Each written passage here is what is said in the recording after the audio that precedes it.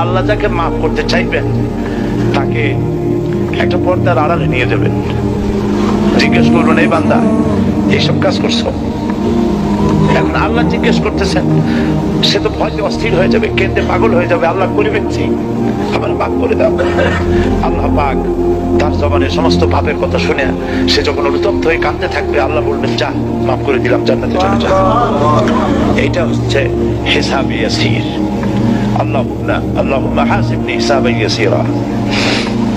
কাবা শরীফ মানুষ যখন তাওয়াফ করে, এই তাওয়াফের ষষ্ঠ তাওয়াফে একটা দোয়া আছে।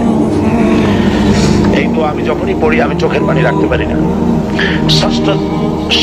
ষষ্ঠ চক্কর একটি দোয়া আছে, দোয়াটা হচ্ছে,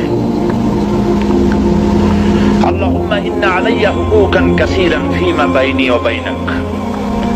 আয় আমার রব, তোমার সাথে আর আমার সাথে অনেক দেনা পাওনা আছে, আর তোমার বান্দাদের সাথেও আমার অনেক দেনা পাওনা আছে। তা আমি তোমার বান্দাদের কাছে যে বিষয় ঋণী আছি, সেই ঋণ পরিশোধের জন্য তুমি আমাকে যোগ্যতা দাও, পরিশোধের তৌফিক দাও।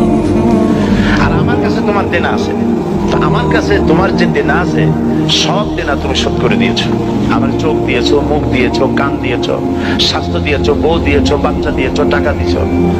আমার কাছে সৃষ্টি করে তোমার যা দেনা ছিল তুমি সব তো শোধ করে দিয়েছো, কিন্তু তোমার দেনা তো আমি কিছুই শোধ করতে পারি।